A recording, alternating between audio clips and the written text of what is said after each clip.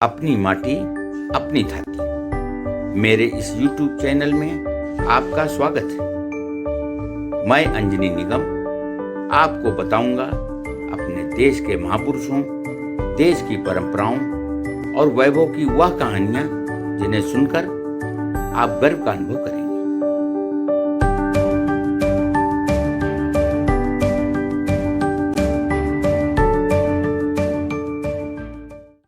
13 अप्रैल 1919 को पंजाब में हुआ जलियांवाला बाग कांड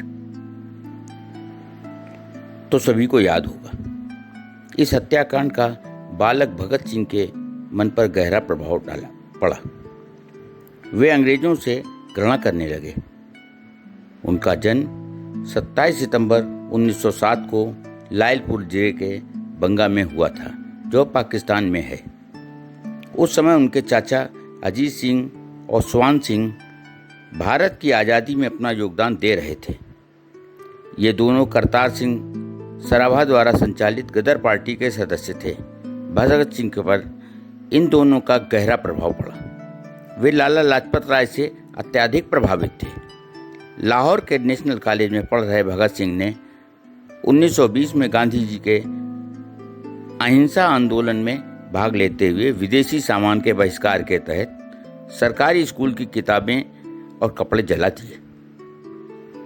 भगत सिंह ने देश को आज़ाद कराने के लिए भारत नौजवान सभा का स्थापना की और युवाओं को उससे जोड़ा।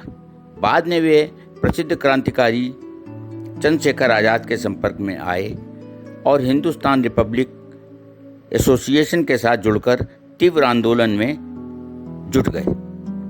9 अगस्त 1925 को शाहजहांपुर से लखनऊ के लिए चली पैसेंजर ट्रेन को काकोरी नामक छोटे से स्टेशन पर सरकारी खजाने को लूट लिया गया। इतिहास में यह घटना काकोरी कांड के रूप में जानी गई। इस घटना को भगत सिंह, राम प्रसाद बिस्मिल, चंद्रशेखर आज़ाद व अन्य क्रांतिकारियों ने अंजाम दिया था। इस घटना के बाद क्रांतिकारियों की धरपकड़ तेज हो गई। भगत सिंह और सुखदेव लाहौर पहुंच गए तो उनके चाचा ने दूध का कारोबार करा दिया और विवाह कराने की तैयारी करने लगे। इसकी भनक लगते ही भगत सिंह ने अपने पिता के नाम पत्र लिखकर माफ़ी मांगी और वहां से गायब हो गए। वे प्रसिद्ध क्रांतिकारी सचिंद्र नाथ सन्याल की सलाह पर कानपुर आए और अमर शहीद पत्रकार गणेश शंकर विद्यार्थी से मिले, जो प्रताप अखबार के संपादक थे। भगत सिंह अखबार का हिस्सा बन गए और बलवंत सिंह के नाम से लेख लिखते रहे। बाद में विद्यार्थी जी को जानकारी हुई कि बलवंत सिंह ही भगत सिंह हैं। वे कई अन्य अखबारों में भी ओजस्वी लेख लिखा करते थे। 1928 में साइमन कमीशन बहिष्कार को लेकर पूरे देश में प्रदर्शन हुए। पंजाब में शांतिपूर्ण विरोध प्रदर्शन जुलूस का नेतृत्व लाला लाजपत राय कर रहे थे, जिन पर अंग्रेजों ने बर्बरतापूर्वक लाठीचार्ज किया, जिससे वे बुरी तरह घायल हो गए और अंत में उनकी मृत्यु हो गई। इसे हत्या मानते हुए भगत सिंह ने राजगुरु के साथ मिलकर 17 दिसंबर 1928 को लाहौर में सहायक पुलिस अधीक्षक रहे अंग्रेज अफसर जेपी सैंडर्स को मारकर बदला लिया। इस काम में चंद्रशेखर आज़ाद ने उनकी पूरी सहायता की। अंग्रेजों को सीधा संदेश देने के लिए उन्होंने क्रांतिकारी साथी बटुकेश्वर दत्त के साथ मिलकर 8 अप्रैल 1929 को तत्कालीन सेंट्रल असेंबली के सभागार में उस स्थान पर बम और पर्चे फेंके जहां पर कोई नहीं था।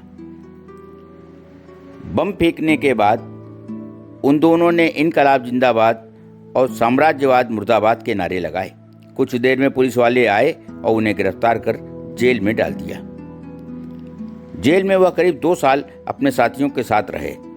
इस दौरान एक मुद्दे पर उन्होंने साथियों के साथ 64 दिन भूख हड़ताल की, जिसमें उनके एक साथी यतीन्द्र नाथ दास ने तो भूख के कारण ही प्राण त्याग दिए। भगत सिंह, सुखदेव और राजगुरु पर मुकदमा चलाया गया, जिसमें तीनों को फांसी की सजा सुनाई गई। इस फैसले के खिलाफ अपील भी की गई, हालांकि भगत सिंह इसके पक्ष में नहीं थे। सजा माफी की अपील भी खारिज कर दी गई और अंततः 23 मार्च 1931 की शाम 7:33 की वह घड़ी आ गई जब उन्हें उनके दोनों साथियों सुखदेव और राजगुरु के साथ फांसी दे दी गई। फांसी के लिए जेल के भीतर जाते हुए तीनों साथी एक दूसरे के गले में हाथ डालकर मस्ती से गा रहे थे, मेरा रंग दे बसंती चोला, मेरा रंग दे बसंती चोला, माए रंग दे बसंती चोला। इस तरह देश को आज़ाद कराने का संकल्प लेने वाला यह सेनानी हमेशा हमेशा के लिए अमर हो गया।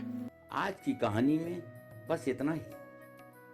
हम जल्द हाजिर होंगे एक नई गौरवशाली गाथा के साथ। जुड़े रहिए हमारे चैनल अपनी माटी अपनी छाती के साथ। और हाँ, यदि आपने हमारे चैनल को अभी तक सब्सक्राइब नहीं किया है तो जरूर कर दें, ताकि आपको मिलती रहे नित नई जानकारी। नमस्कार।